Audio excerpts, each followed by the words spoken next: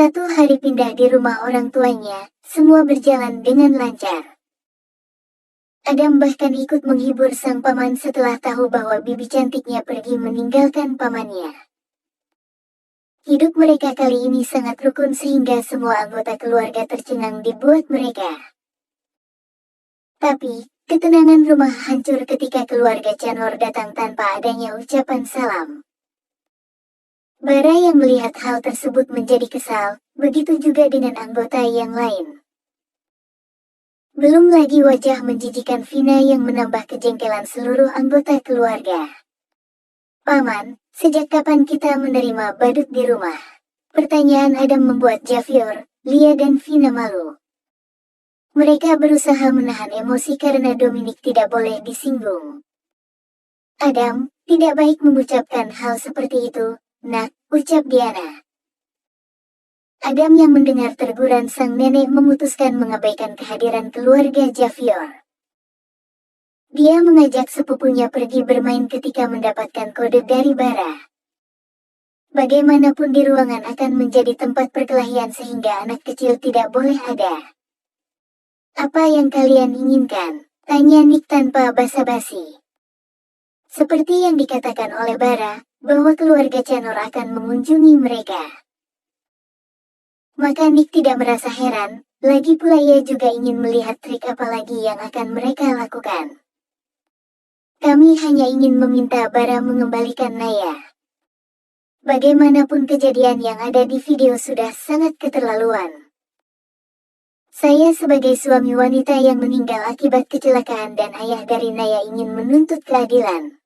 Tanpa tahu malu, Javier mengatakan hal-hal yang memperlihatkan bahwa dirinya ayah dan suami yang baik, tapi di mata Bara dan keluarganya, itu hanya sebuah lelucon mengingat di masa lalu Javier lah yang lebih memilih uang daripada keadilan untuk istrinya. "Tolong kembalikan Naya, kami tidak ingin dia semakin menderita," ucap Lia penuh drama. "Ibu dan ayah benar. Dengan berita di internet, adikku pasti sangat menderita. Jadi kembalikan dia pada kami, jika memang Tuan Bara ingin menjenguk maka kami baik-baik saja. Bagaimanapun kalian masih sepasang suami istri, tidak baik kalau kami memaksa kalian berpisah. Kami hanya ingin mengobati luka Naya akibat berita itu." Hanya orang bodoh yang tidak tahu maksud dari perkataan ketiga orang tersebut.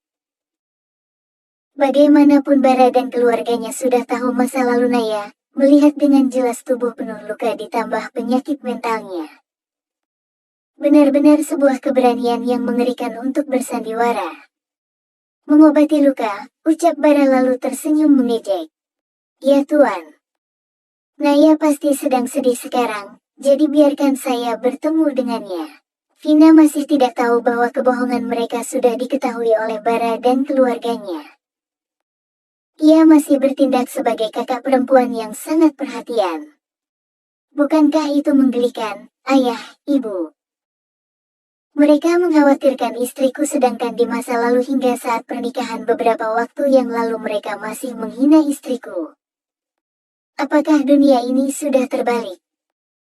Yang jahat berpura-pura menjadi baik demi memenuhi rasa haus akan harta dan pengakuan." Nah, mendengar perkataan Bara, Javier dan keluarganya mulai pucat. Mereka akhirnya paham bahwa keluarga Dominic tidak mudah dibodohi, terutama Bara. Langsung saja pada intinya, Tuan Javier yang terhormat. Kami keluarga Dominic tidak suka memainkan drama keluarga seperti kalian bertiga. Kali ini Arka yang angkat bicara. Ia merasa semakin lama melihat ketiga orang tersebut, maka semakin muak rasanya. Tapi sayangnya perkataan Arka tidak membuat Lia dan Vina menyerah. Mereka masih berusaha memainkan drama walau tahu resikonya yang cukup besar. "Kami hanya ingin Naya kembali ke keluarga Chanor, hanya itu. Jadi tidak ada niat lainnya." Entah karena Lia memang tidak terlalu ahli dalam melakukan sandiwara atau memang Javier yang terlalu bodoh sehingga jatuh ke dalam perangkap rendahan Lia. Tapi sandiwaranya sangat mudah diketahui oleh keluarga Dominic. Sebaiknya mulai sekarang kalian memikirkan bagaimana cara mempertahankan perusahaan dan segala jenis aset keluarga Chanor daripada mengkhawatirkan nasib istriku.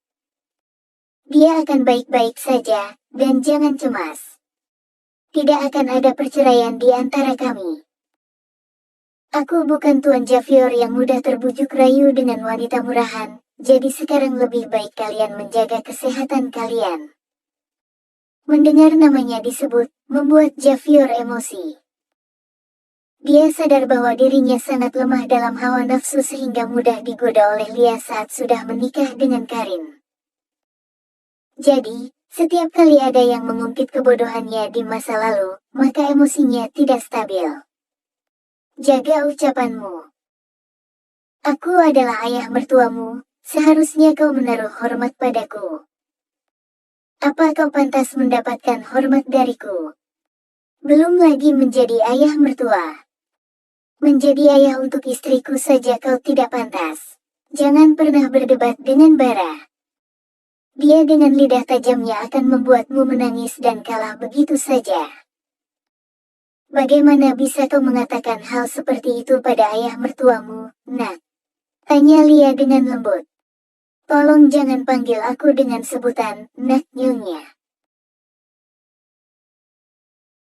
Itu terdengar sangat menjijikan di telingaku, lagi pula aku sudah memiliki ibu yang sangat luar biasa. Jadi tidak berniat memiliki ibu yang lain.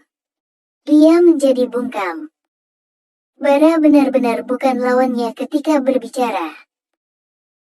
Ia masih mengucapkan satu kata maka Bara sudah mengeluarkan 1000 bisa sehingga ia yang biasanya bermuka tebal menjadi malu. Nick, Diana dan yang lainnya hanya menonton pertunjukan yang dilakukan oleh Bara. Bukan tidak ada niat membantu, tapi Bara saja sudah cukup untuk membungkam ketiganya, lalu mengapa mereka ikut-ikutan? Oh ya, satu hal lagi. Aku sudah mendapatkan ayah mertua yang 100 kali lebih baik dari Anda, Tuan Javier. Pria itu lebih pantas menjadi ayah istriku daripada Anda. Perkataan Bara mengejutkan ketiganya. Tiba-tiba saja Naya memiliki sosok ayah, bukankah itu sebuah kejutan yang mencengangkan? Apa maksudmu? Tanya Vina gugup. Ia tidak bisa membiarkan Naya bahagia, apalagi memiliki ayah angkat yang kaya. Apakah kau tuli? Aku mengatakan bahwa istriku sudah memiliki ayah angkat yang 100 kali lebih baik dari Tuan Javier yang terhormat. Dan satu hal lagi, dia memiliki keluarga Malik. Apakah menurut kalian dia bersedia kembali ke rumah yang sudah memberikan luka padanya? Sekarang ketiganya baru ingat bahwa Naya sudah memiliki keluarga Malik. Hanya orang bodoh yang tidak mengandalkan keluarga kaya seperti Malik untuk menjadi tempat bernaung. Sekarang sebaiknya kalian pergi, jangan pernah ganggu putraku apalagi mencoba menghancurkan pernikahannya. Aku akan memperjelasnya, hanya ada Ainaya Hikari Malik yang akan menjadi menantu keluarga Dominic. Tidak ada wanita lain, dan aku pasti akan melakukan segala jenis cara agar Naya kembali ke sisi putraku. Diana yang sudah gerah akhirnya angkat bicara. Sebagai seorang ibu sekaligus istri, Diana tahu seperti apa Vina dan ibunya. Karena sudah diusir, Javier yang sejak awal sudah kesal dengan kata-kata Bara memilih menarik istri dan putrinya pergi. Namun di dalam hatinya, ia bersumpah akan membalas setiap rasa sakit yang ia dapat tapi sayangnya hal itu tidak akan pernah terjadi sebab Bara lebih dulu mencuri start untuk membalas. Ketika keluarga Chanor sedang berurusan dengan Bara, maka Naya tengah dibawa pergi oleh sang sepupu jalan-jalan agar masalah yang sedang ia hadapi tidak mempengaruhi kesehatan baik itu tubuh maupun mentalnya. Apa kau baik-baik saja? Tanya Galaksi. Tidak, Kak. Aku merindukan Kak Bara, ucap Naya sedih. Bohong jika dia tidak rindu pada Bara, sosok suami yang sudah membuatnya melupakan masa lalu dan memberikan kehangatan keluarga yang sudah lama ia dambakan. Ingin rasanya ia pergi menemui pria itu lalu memeluknya, mengatakan bahwa dirinya sangat rindu. Tapi semuanya tidak akan pernah ia lakukan karena rasa kecewa akibat kebenaran yang mengerikan tersebut. Galaksi menjadi terdiam, ia tahu hal ini akan terjadi. Bagaimanapun usianya tidak muda lagi, jatuh cinta dan putus cinta sudah sering terjadi padanya. Namun entah mengapa hingga usianya 26 dirinya masih belum yakin untuk serius. Mungkin karena ia masih terlalu fokus pada gelar masternya, ditambah lagi sebentar lagi ia akan menggantikan posisi ayahnya di perusahaan, membuatnya masih ingin sendirian. Bagaimana jika kita makan es krim? Aku baru saja mendapatkan uang lebih dari kakek. Dan bulan sedang tidak ikut bersama kita, jadi kau bisa puas makan apa saja. Sama halnya dengan Galaksi. Bulan juga sudah kuliah sehingga tidak bisa selalu ada di sisi Naya. Baiklah, aku ingin memilih rasanya sendiri. Melihat bahwa kakak sepupunya sangat berusaha menghibur. Maka Naya tidak ingin membuatnya sedih dengan terus murung. Melihat respon cepat Naya, Galaksi senang, mereka memutuskan pergi ke toko es krim. Namun langkah Naya tiba-tiba terhenti ketika melihat sosok yang sangat tidak asing. Galaksi yang melihat respon terkejut Naya mengarahkan penglihatannya pada sosok yang dilihat sang sepupu. Sesaat, dunia serasa mendung. Naya tidak tahu harus memberikan respon apa ketika melihat sosok itu. Mereka saling memandang, dan anehnya ada tatapan rindu dari mata sosok tersebut sebelum ia memutuskan kontak mata lalu pergi meninggalkan toko es krim tanpa melihat ke arah Naya. Naya menatap sosok tersebut hingga menghilang. Ingin rasanya tangan itu menggapai sosok yang sudah sangat ia rindukan namun takut bahwa matanya salah melihat dan membuat mereka malu. Tubuh Naya langsung jatuh sebelum kata-kata itu terucap. Galaksi yang melihat menjadi cepat tanggap dengan memeluk tubuh adik sepupunya. Saat Galaksi sibuk membawa sang sepupu ke rumah sakit. Sosok yang sudah membuat Naya pingsan masuk ke dalam mobil dengan wajah murung, membuat temannya yang duduk di sampingnya menatap heran. Ada apa denganmu? Aku bertemu dengannya. Di mana? Tanpa ditanya. Sang teman paham siapa yang sedang sahabatnya bicarakan. Barusan di toko es krim. Aku sangat merindukannya. Suasana mobil menjadi hening, keduanya orang tersebut sibuk dengan pikiran masing-masing. Namun keheningan itu berubah menjadi air mata dan isak tangis. Bertahanlah sebentar lagi, kau pasti akan bisa memeluknya sepuas hatimu, ucap temannya sambil memeluk. Aku takut. Apa yang kau takutkan? Apa dia akan memaafkanku? Apakah dia tidak akan menatap benci padaku? Aku takut tidak diterima olehnya. Dia pasti akan menerima dan tidak akan membencimu. Jadi bersabarlah, kita kembali ke negara ini untuk menyelesaikan apa yang sudah kita rencanakan. Jangan melemah di tengah jalan, ini bisa membuatnya ikut terseret. Bukannya mereda, tangisan itu semakin menjadi-jadi. Andai ia bisa memilih, mungkin dia tidak akan pergi meninggalkannya. Tapi sayang dia tidak bisa memilih. Bantu aku menjaganya, aku tidak ingin setelah misi ini selesai dia pergi meninggalkanku. Tenanglah, ada begitu banyak yang menyayanginya dan melindunginya. Kau harus fokus. Baiklah, aku akan segera menyelesaikannya. Apa yang terjadi? Bara yang mendengar istrinya pingsan langsung menuju ke rumah sakit tempat Galaksi membawa Naya. Ia bahkan tidak peduli dengan tatapan penasaran keluarganya. Fokusnya hanya melihat bagaimana keadaan wanita yang sudah beberapa hari ini tidak ada di sisinya. Dia terlalu lelah, ditambah beban pikiran membuat tubuhnya melemah. Galaksi yang sengaja menghubungi Bara tidak mencoba memberitahu alasan dibalik sepupunya pingsan. Bagaimanapun dia juga masih belum yakin dengan sosok yang baru saja mereka lihat. Bara menjadi sedih ketika mendengar kondisi istrinya, ini semua karena dirinya. Andai saja dia bisa menjadi lebih egois, mungkin dia tidak akan membiarkan Naya pergi kemanapun.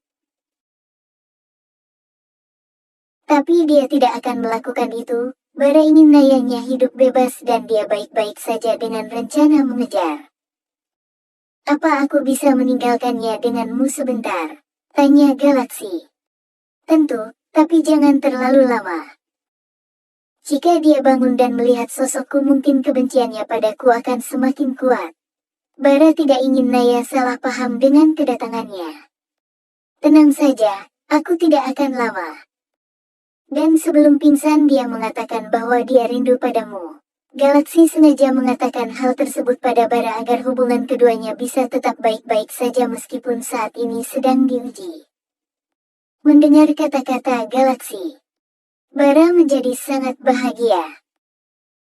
Ia bahkan memberikan kecupan ringan di kening Naya. Rasanya rindu yang menumpuk akibat ditinggal bisa berkurang setelah melihat sosok Naya meskipun dalam keadaan pingsan.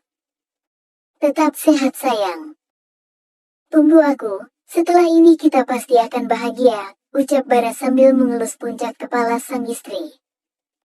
Anehnya, elusan dari Bara membuat Naya menjadi lebih tenang. Ia bahkan mengigau dengan mengucapkan nama Bara beberapa kali, sehingga membuat pria itu tersenyum miris. Bukan berarti dia tidak senang, hanya saja rasa bersalahnya semakin menjadi-jadi ketika melihat kondisi istrinya. Aku mencintaimu, sayang. Sangat amat mencintaimu. Aku tidak bisa membiarkanmu menjadi milik pria lain. Maafkan keegoisanku, ucap Bara pelan.